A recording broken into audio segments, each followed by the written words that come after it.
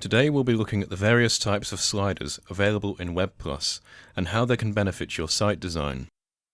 We'll experiment with both horizontal and vertical variants and look at pre-designed sliders as well as creating one from scratch.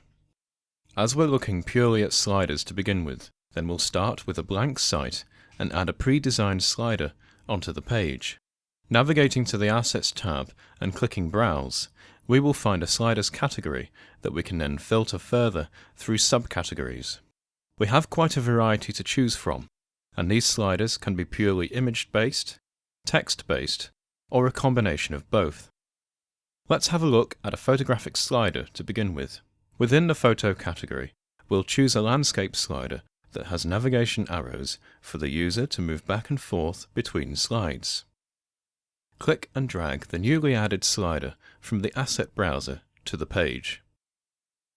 You will see in the Objects panel on the right-hand side that the slider has been added and is made up of several components, which are panels. These panels contain the individual content for each slide that makes up the slider. Clicking on the slider will change the options available to us in the main design view. You should now see these two arrows, which can be used to preview and also edit the panels. If you have trouble selecting the slider directly, select any element of the slider and click the Select Parent button shown here. Let's go ahead and import some photographs into the Assets tab that we can then use in the slider.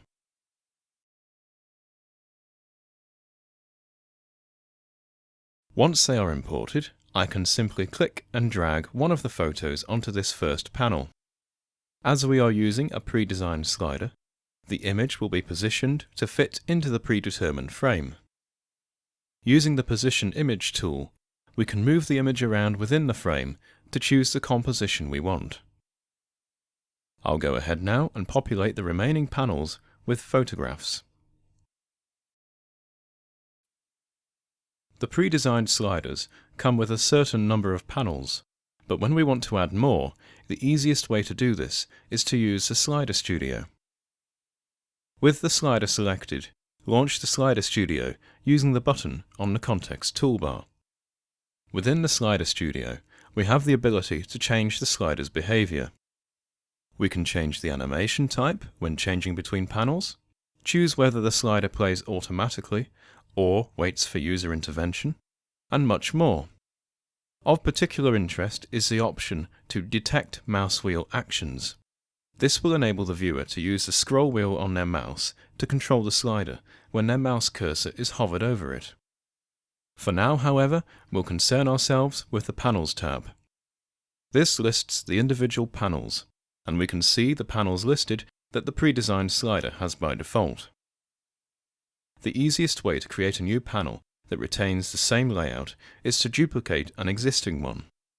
Simply select a panel in the list and click on the Copy Slider Panel button.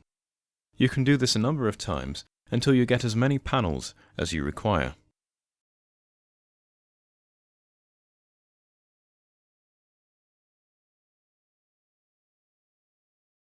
Having added photographs into each new panel, we can now preview the finished slider.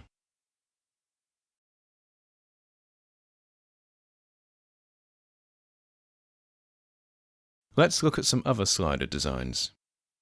This dynamic slider is very visually appealing and is actually made up of 4 individual sliders.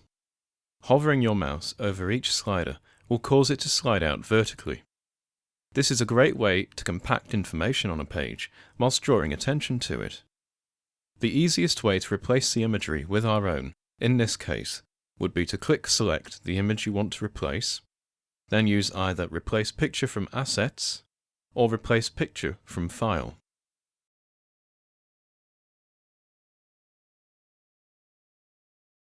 You can also click drag an image from the Assets list as well. Previewing the slider, we can see how it's easy to provide key information in an interactive fashion without overwhelming the viewer with lots of text. Let's use a horizontal slider with labels and experiment with the options in Slider Studio. Once the slider is on the page, select it and launch Slider Studio. The first thing we will do is check Detect Mouse Wheel Actions, which will allow manual control over the slider using the mouse scroll wheel. Next, we will change the panel loop time so that each panel will stay on the screen longer before transitioning to the next panel. Clicking Preview will allow us to preview the slider without having to exit Slider Studio and use the normal preview function. So we've looked at some different slider designs, but let's look at a blank slider and see how we can populate it. In the blank category of the Assets browser, we'll choose the grey blank slider with the tabs at the top, then drag it onto the page. This particular slider is made up of 3 panels, so we'll choose the usual Select Parent feature to be able to move between the panels. We'll add an empty picture frame on the first panel. To do this, navigate to the Quick Build tab and hold down Ctrl whilst click dragging a picture frame onto the panel. It's then just a case of resizing it to the desired size, then adding a picture.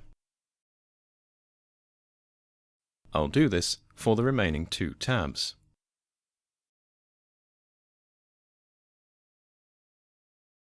And once previewed, we can see the tabbed slider working as intended. That's it for now. Do explore the different sliders available and try adapting them for your purposes, as you can find some unique ideas and uses for them. To find out more about WebPlus, see the Learn section of the Startup Assistant. Thank you for watching.